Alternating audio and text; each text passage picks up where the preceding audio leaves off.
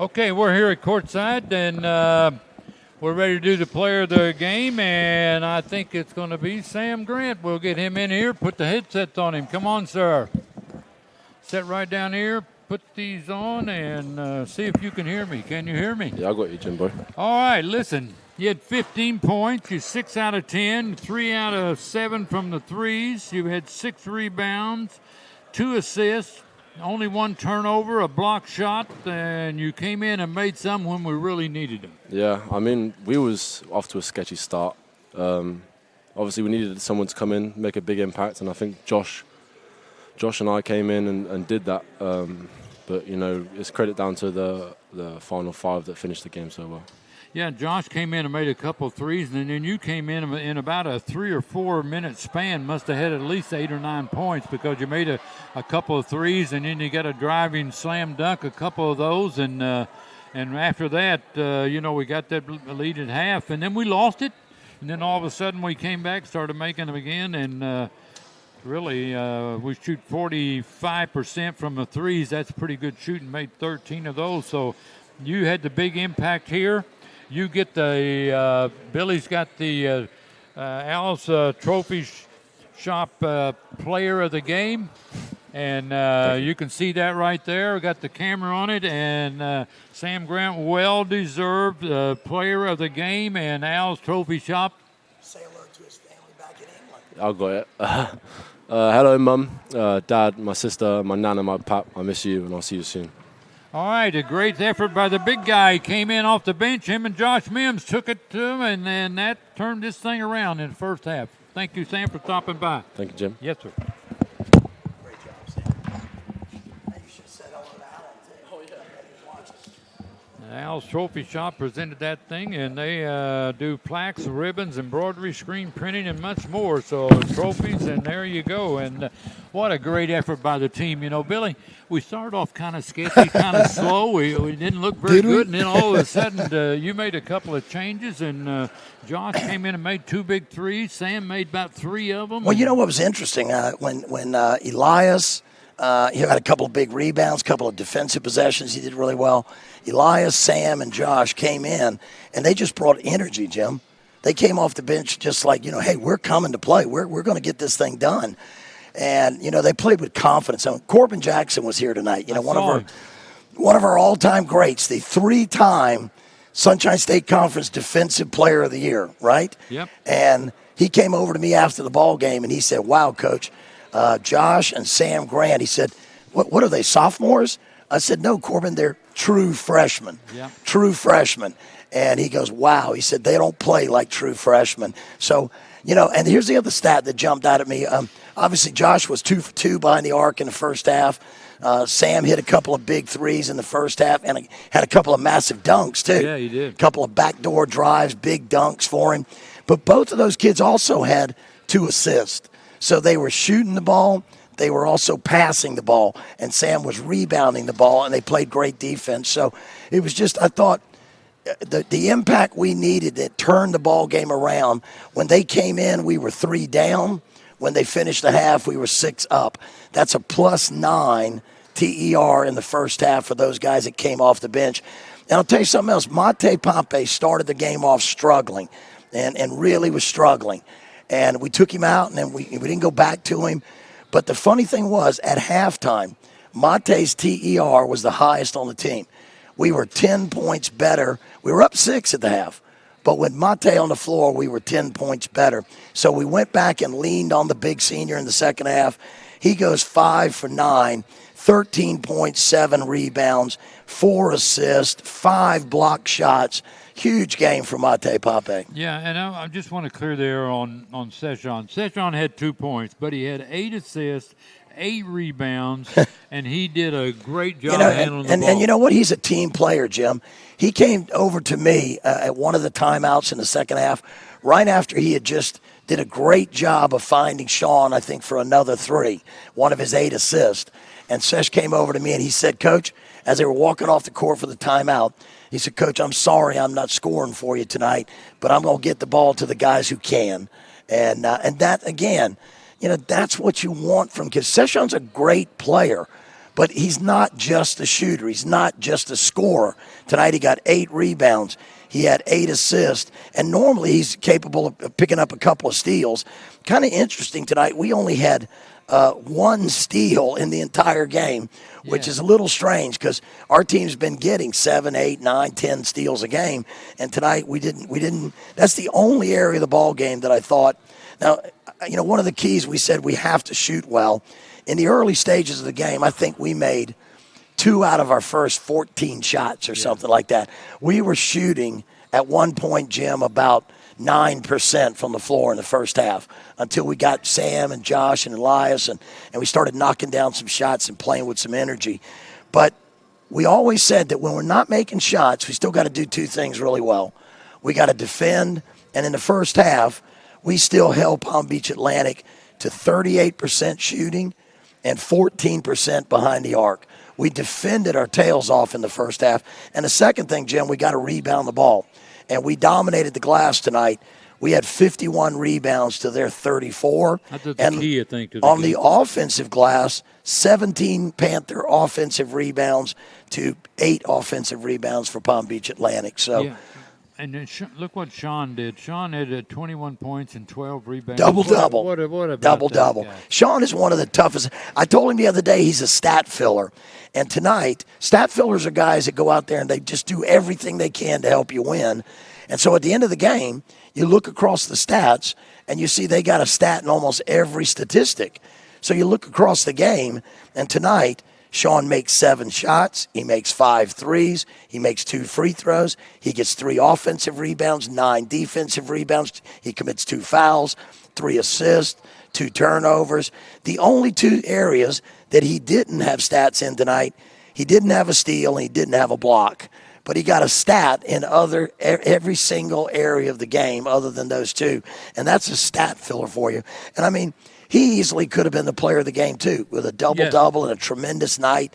He's 5 for 10. He got it last time. He made some big threes in the second half. But I thought that the impact of our freshmen off the bench, you almost wish you could have given – and Elias is a COVID freshman.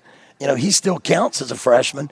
The 3 subs we brought off the bench tonight were freshmen, 2 true freshmen, 1 extra-year COVID freshman. But all 3 of those guys came out there and gave us something positive. Naco didn't have a good start, but he only played 23 minutes, but he had 14 points and 9 boards. 14 points, 9 rebounds, 3 assists, no turnovers. And I said to him at the end of the ball game, because like you said, first half he just was struggling. And I turned to him when we got out there in the team huddle at the end of the game. I said, Naco, way to finish. And he got off the bench in the second half and came out there and made some huge plays for us, Jim. He had that reverse layup down here where he got knocked down and was slid to the floor. But the kind of plays he makes are plays that motivate the guys around him because he's going so hard. He had family here in town tonight, too. And that breakaway lay-in he made down there. That was beautiful. That guy was all over him all the way down the court. And he still got it. Again, I'm just proud of the way this team's playing. I mean, if you look at how well we've played, Jim, over, the last 7, 8 games, I mean, even more than that. Yeah, I think back to Embry-Riddle. If you go all the way back to even before that, Florida Southern was the first one, or was it Rollins here? Yeah. Maybe Southern there, then Rollins here. You go all the way back, we lost to Southern at Southern, I think, by 2, 3. 2 to Rollins. 2 to Rollins here. And then Embry-Riddle, we lost by 9, but it was a closer game than that. And, you just look at, we've only had 1 bad game since that Florida Southern game, and that was, the game where we had 3 players get in foul trouble early on against Nova. And, we got wore out there, but we didn't have, access. We had 3 starters with 3 fouls less than 10 minutes into the game. So, this team has turned the corner. We're playing great basketball. And we talked about tonight the biggest key of being wanting it more. Palm Beach Atlantic came into this 7-11 in the league. But let's look at it, Jim. They hadn't actually won 7 games in the league. Yeah. 2 of their wins, 1 to us, was a COVID forfeit. So in reality, coming in here tonight, league games that they'd actually played and competed and won, same as us, 5, okay? And tonight we felt like we said, you know what, we got to make that statement that we're going to get our 6th actual win, and we're going to stop them from getting their 6th actual win. So that was a huge win for us tonight. And, our back's against the wall. We've got to win out to do what we want to do. We got to jump people. And, now we've got we got a tough game. It's senior day on Saturday afternoon here at 4 o'clock. And on that day, we've got a tough opponent, an Eckerd coming in. There are no nights off in the Sunshine State Conference, Jim. Yeah, I see PBA has won 7 games, but now, that's they played 19 games. They've got 1 game left, and it's a home game this Saturday, and I think it's Tampa. Yeah, they'll have trouble with that one. Well, and I heard St. Leo might be beating Tampa right now. I'm not sure of that, but that's not good. That wouldn't help us. But, that's what I'm saying. There are no nights off in the Sunshine State Conference. But you see, again, if we can win out, even if St. Leo were to win tonight, because we beat Barry, I think the tiebreaker, if we win next week and say St. Leo doesn't win, the tiebreaker, I believe, would go to us. But there's all these things that you look around, all these scenarios that could possibly happen, Jim. All I want to do is coach our guys, get our guys ready to play, come in here Saturday afternoon and end the season on a 2-game winning streak, 4 out of our last 5 victories. And the only loss, if we can win here on Saturday, we would finish 4 out of 5 down the stretch, with the only loss being an overtime buzzer beater with 9/10 of a second left on the road. Yep. All right, Coach. A great win and a great – we had 1, 2, 3, 4 people in double figures, and they got a lot out of Jasmine, and they got a lot out of Lee, but wasn't quite enough. Well, in the end, Jim, I want to go back and talk about it one more time, but defensively, we've been really, really good down the stretch. We've rebounded well, and we've defended well. And tonight, when you've got Sean Haupt with 12 rebounds, Mate with 7, Niall Harris 4, Naco Ziegler 9, Sesh Russell 8, and Sam Grant 6. 51 team rebounds tonight out of effort, out of hustle. Guys who want to keep this thing going. They want to keep the train rolling down the tracks toward the Sunshine State Conference tournament. And the other thing, you got to defend well. And, some nights the ball doesn't go in. First 10 minutes of the game tonight, the ball just didn't go in for us, Jim. But look how we defended all night long. We held PBA to 39% shooting and 22% behind the arc. On the other hand, we made 41% of our shots, but 45% from behind the arc for the ball game. We were 13 of 29, and it doesn't hurt when Sean Haupt goes 5 of 10. Niall Harris was 1 for 2. Naco Ziegler was 2 for 4. Josh Mims, 2 for 3. Sam Grant, 3 for 7. And in fact, if you look at all the guys who took threes for us, we only had 2 guys that shot less than 50% behind the arc, Sam and Session, and Sam was right there at 40-some%, 3 for 7. So, we had 1, 2, 3, 4, 5, 6 guys put up threes. 5 of them shot the 3 very well tonight. So I'm proud of our team. I'm proud of the resilience we've been showing, Jim, how we're playing together. We always talk about you got to play smart. We've been playing smart basketball in the last 7, 8 games, 10 games maybe, I don't know.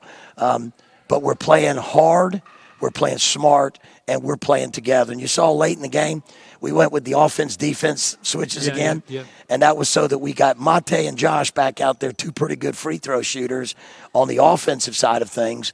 And so anybody that got fouled, we stood a real good chance to go up there and make free throws. And defensively, we wanted Elias out there for his length and athleticism and handling the ball screens and trying to cut people off. And we wanted Niall Harris out there for his defensive toughness and rebounding ability. So even down the stretch, I thought when we got under the 4-minute mark, our players managed the end of this basketball game really well, Jim. All right, I want to mention the Chopper Dropper. That's our big fundraiser. Make sure you get your ticket, pick up your $50,000, and buy me a hot dog. And then hey, and 2 years ago, I think it was 2 years ago, I sold the winning Chopper Dropper ticket. I had it in my hand, and I sold it to Brian Davidson, who was actually my son's AAU coach in all of his high school years. And I know Brian very well, and I know how much money he gives out of his own pocket, takes from his own family to support kids in the Melbourne and Space Coast community. So it was great to see Brian win it, and I'm happy to say that I actually, in my tenure here, have been one of the coaches to actually hold and sell a winning Chopper Dropper ticket. So buy yours. Support Florida Tech Athletics, because these are some great kids playing some amazing sports on the field, on the courts here, and doing a wonderful job in the classroom, getting a great education. So our athletes, our scholar athletes, epitomize everything that's good about college athletics. Support them. Buy your Chopper Dropper ticket. And Al's Trophy Shop for Player of the Game plaque going to Sam Grant. And the Panthers win this thing 76-64. They'll be here Saturday, and it will be senior night. And thanks, Billy, for stopping by. Jim, thank you, and thanks to all the fans out there watching. Keep following us. Keep pulling for us. Senior Day coming this Saturday. We want to get one more in this regular season on a great roll, and go Panthers. All right.